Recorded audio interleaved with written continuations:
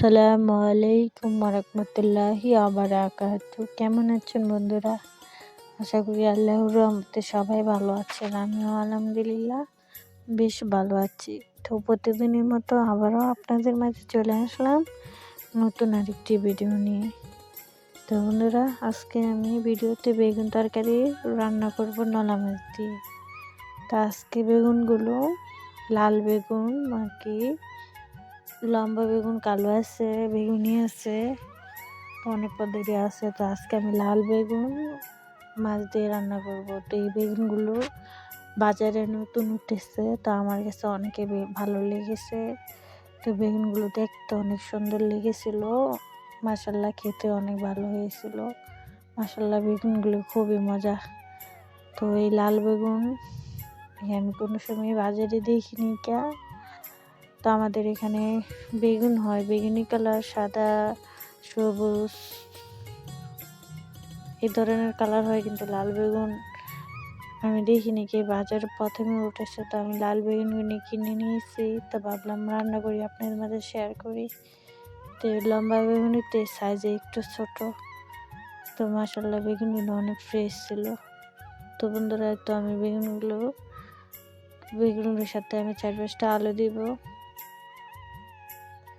তো এখন কাটাকুটি করে নিব আলুগুলো।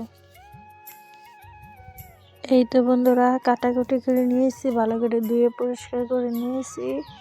তো প্রথমে আমি বেগুন তরকারিটা রান্না করার জন্য এখানে আমি নলা মাছগুলো একটু লবণ হলুদ দিয়ে লাল করে ভেজে নিব। তো আপনারা যে কোনো মাছ দিয়ে রান্না করতে পারেন, সব মাছ দিয়ে এই বেগুন তরকারি খেতে অনেক ভালো লাগে, সব ধরনের বেগুন। তো মাছগুলোকে আমি লাল করে ভেজে নেব। তো বন্ধুরা, সাথে আমি বেগুনগুলোকে ভেজে নেব একটু। তো তরকারিটা রান্না করলে বেগুনগুলো ভেজে তো সুন্দর একটা রান্না আসে, খেতে ভালো লাগে আমার কাছে। আপনারা না চাইলে বেগুনগুলো কাঁচাও কষিয়ে রান্না করতে পারেন। তা আমার কাছে ভেজে একটু ভালো লাগে, সুন্দর একটি রান্না আসে আমার কাছে। তো সব আপুদের রান্না তো একরকম না, যে যেরকমভাবে রান্না করেন ওরকমভাবে খেতে পারেন। তা আমি যেভাবে রান্না করি ওটি আপনাদের মাঝে শেয়ার করলাম। আমার কাছে ভালো লাগে এরকমভাবে রান্না করে খেতে। তা আমি সবসময় বেগুন রান্না করলে একটু ভেজে নিই।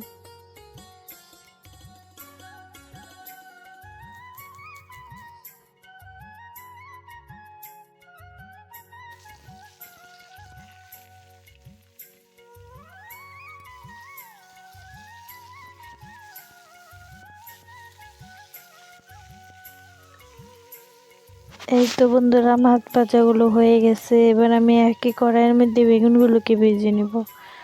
যদি আপনারা বেগুনগুলো ভেজে রান্না করেন তাহলে বেশি ভাজার দরকার নেই, যেহেতু বেগুন গায়ে নরম, অল্প ভাজলেই হবে।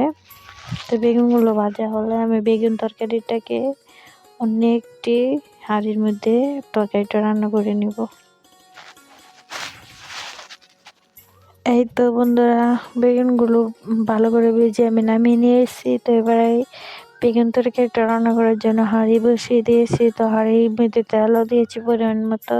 তো তেলটা গরম হয়ে গেছে, এবার আমি পেঁয়াজগুলো, কাঁচামরিচগুলো দিয়ে দিয়েছি।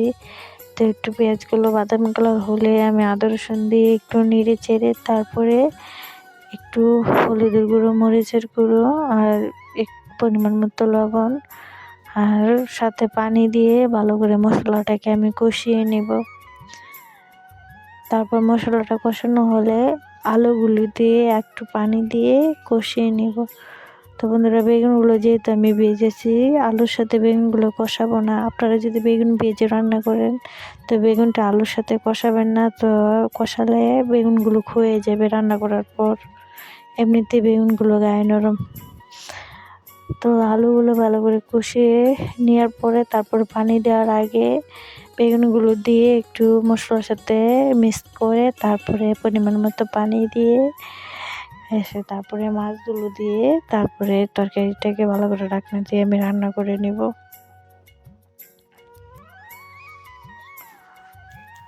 এই তো বন্ধুরা, মশলা কষানো হয়ে গেছে, এবার আমি পানি দিয়ে আলুগুলো ভালো করে কষিয়ে নিব।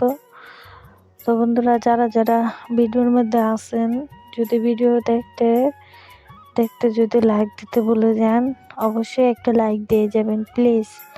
আপনাদের একটা লাইকের কারণে আমার ভিডিওটা শেয়ার হতে পারে। তো যারা যারা এই কাজটি করেছেন তাদেরকে অসংখ্য অসংখ্য ধন্যবাদ। তাদের প্রতি দোয়া এবং ভালোবাসা রইল। তো বন্ধুরা, আপনারা আমার চ্যানেলটাকে সাবস্ক্রাইব করে আমাকে একটু সাহায্য করেন এবং আমার পাশে থেকে আমাকে একটু সাহায্য করেন। তা আমাকে এগিয়ে যেতে একটু সহযোগিতা করেন প্লিজ। আমি ইউটিউবে অনেক স্বপ্ন নিয়ে এসেছি। তা আমি বলতে না, সব আপুরেই, সব ভাইয়েরাই, সবারই কোনো না কোনো একটা স্বপ্ন থাকে। তো যারা আমরা ইউটিউবে কাজ করতে এসেছি, তো তারাই জানেন কিসের জন্য কাজ করতে এসেছি। তো মুখে বলা দরকার নেই, বুঝে নিন।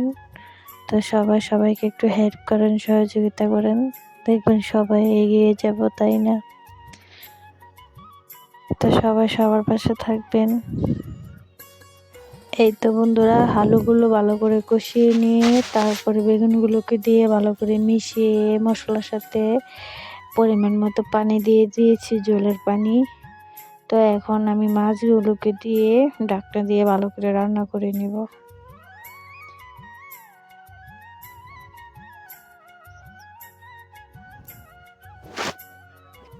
তো বন্ধুরা, বেশি ঝোলের পানিটা আপনারা দিবেন না। তো বেগুন তরকারিটা একটু পাতলা হলে খেতে ভালো লাগে না। যদি একটু মাখালো আটালো মাখা মাখা ঝোল হয়, তো বেগুন তরকারিটা খেতে অনেকে ভালো লাগে। তো আমার কাছে একটু মাখা মাখা ঝোলই ভালো লাগে। তা আপনাদের কাছে কেমন ভালো লাগে, আপনারা ওরকম করে ঝোল দিয়ে রান্না করে খেতে পারেন। তো বন্ধুরা, এই তো আমি অফ ক্যামেরায় বেগুন তরকারিটা রান্না করে নিয়েছি। তো এবার আমি ধনেপাতা দিয়ে আরো 2 মিনিট জাল করে নামিয়ে নিব।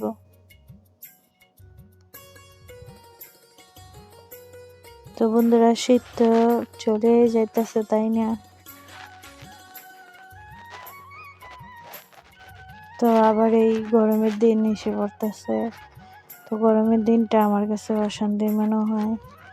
কোনো কিছুই ভালো লাগে না, খেতে ভালো লাগে না, গরমের জ্বালায় কাজ করতে ভালো লাগে না।